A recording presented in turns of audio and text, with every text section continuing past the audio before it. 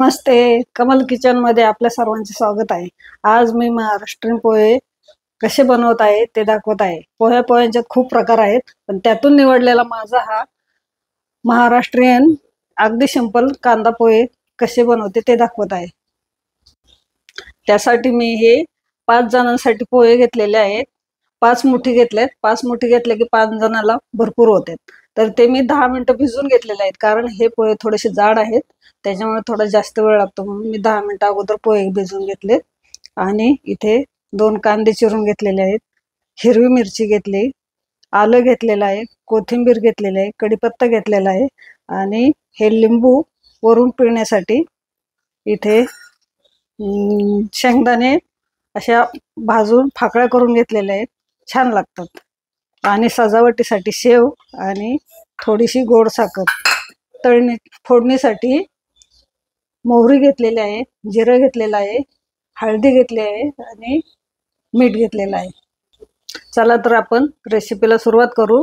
प्रथम गॅस पेटवू आणि त्याच्यावर कढई ठेवते. त्याच्यामध्ये 1.5 चमचा तेल घालते.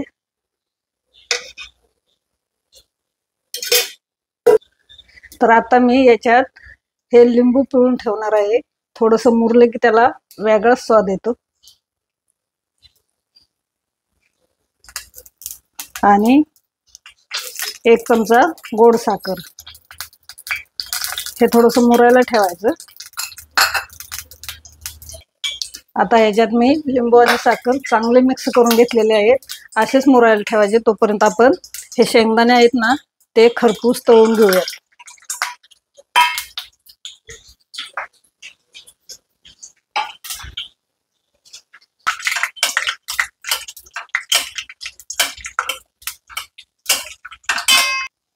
हे आता चांगले लाल खरपूस भाजलेले आहेत, आपण काढून घेऊ. त्याच तेलामध्ये आपण मोहरी टाकू, थोडी अर्धी चमचा. मोहरी तडतडली की त्याच्यामध्ये थोडंसं जिरं टाकू. हे हिरवी मिरची टाकू त्याच्यामध्ये. मिरची तेलात परतली म्हणजे त्याची चव खूप छान लागते.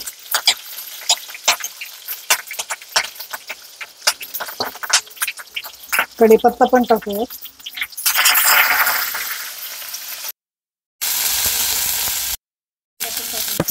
चांगलं परतून घ्यायचा, जास्त नाही पण चांगलं मऊ परतून घ्यायचं.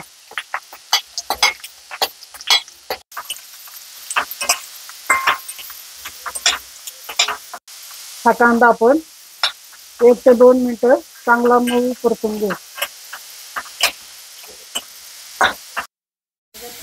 मीठ वापरत आहे आणि राहिलेले मीठ आपण पोह्यामध्ये टाकत आहे चवीनुसार. आणि थोडी हळद टाकते.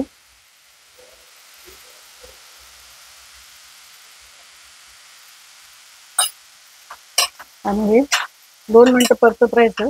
2 मिनिटात कांदा चांगला परतून तयार होतो. हा कांदा आपला परतला आहे, तर हे आलं त्याच्यात थोडंसं खिसून घालायचं.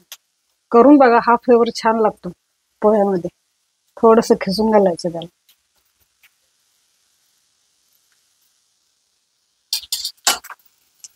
थोडं गोड होण्यासाठी मी थोडीशी साखर टाकत आहे.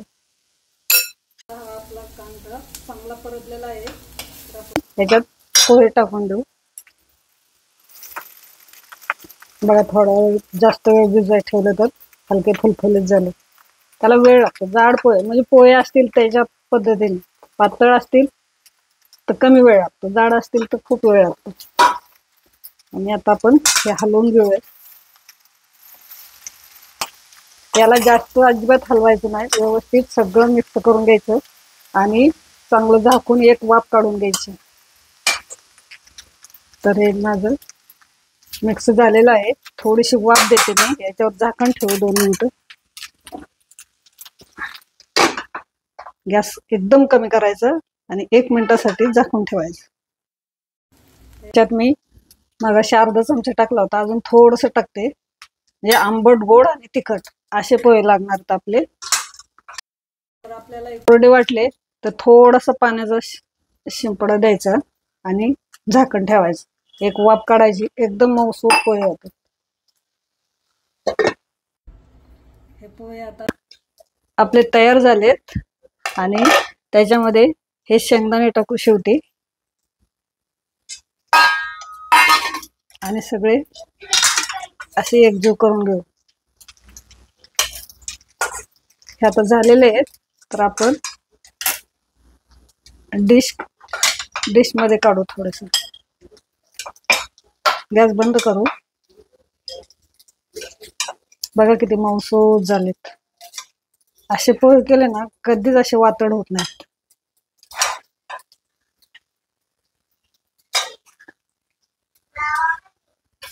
याला आपण थोडे शेवनी सजावट करूयात. थोडी कोथिंबीर फिरवू आणि लिंबू घेऊ.